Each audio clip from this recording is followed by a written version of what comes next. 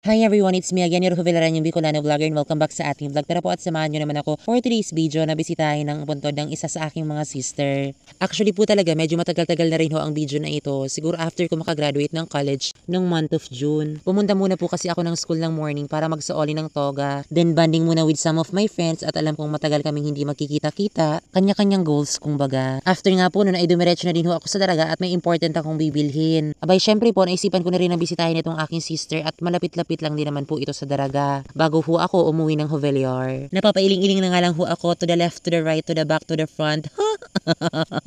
Naliligaw na ho ata ako at hindi ko na familiar kung saan siya nailipat. Ilang months din ho kasi ang nakalipas ng after niyang ipatumbol. Syempre po baga kapag ipinatumbol, ang kukuon lang is mga bones. Ipi-place siya to sa Butangan, then ililipat na sa ibang area ng Campo Santo. Nibangan niya sa Yosimban. Dito man pagkataralayan sa mga tigtumbol, like super hirap mag-explain talaga. Kaya magtaga-search na lang kam or interview.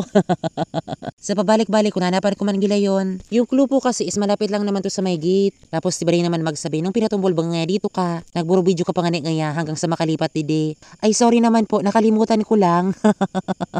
Alangan naman po hanap-hanapin ko pa yung video na yon. Sa sobrang daming videos na na-upload ko, hindi ko na po alam kung saan pa yon hahanapin. Like super hindi po ako makagamit ng aking phone dahil sa sobrang init ng panahon, tirik na tirik yung araw. Siguro nakapunta ako dito ng mga around 12 noon. Mabuti nga po at may dala akong water dahil kung hindi ay baka ma-dehydrate ako, hindi madismayo ako sa dining sala sa oras. Bata wala man maritaw. Maringani po, adili lang siya nalipat sa Rababang area. Dito po kaya sa dati ng Nabatangan is medyo alangkaw po. Sa iba naman na naigasan na pumanik sa kalimang palapag maray kung ayagdan dito. It's me, malamang sister ko no.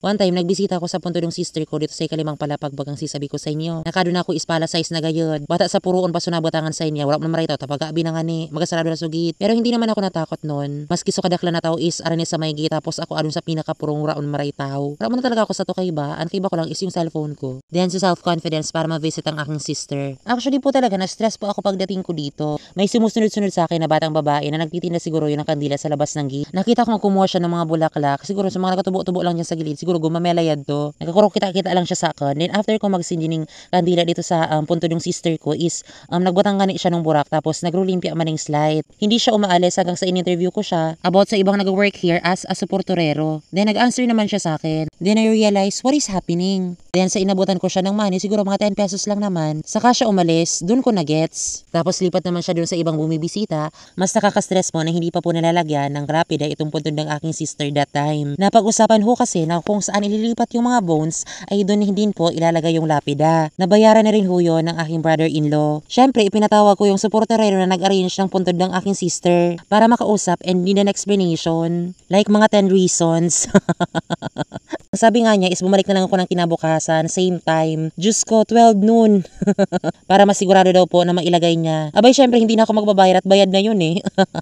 Sinabi ko nga sa kanya na malayo-layo rin ho ang uuwian ko, kaya kahit siya na lang po yung maglagay. Yung nga yan sir, picturean ko na lang tabi sir, tapos isend ko si Imo. Chinat ko naman the next day, then tinanong siya kung nalagay niya na, ang sabi hindi pa daw. At busy siya at hahanapin pa yung lapida. Mga Sabado na lang nga sir, busy nga ako sir, may adon ako tapos brand out. Sa isip-isip ko, ha? Anong connect? Pagdating ng Saturday is hindi ko naman siya in-update. Hindi rin naman siya sa akin nag-chat or nag-PM na nalagay niya na yung lapida or something. Nayaan ko na siya kasi alam ko na kung anong gagawin niya. Siguro may iba nang nag-update sa kanya. Until nung undas ay binisita siya ng isa sa aking mga sister na nakatira sa Daraga. At good news, nakalagay na yung lapida. Good to hear and good to know naman. Kaya ayun lang naman for today's video. Salamat sa inyong panonood. Bye-bye!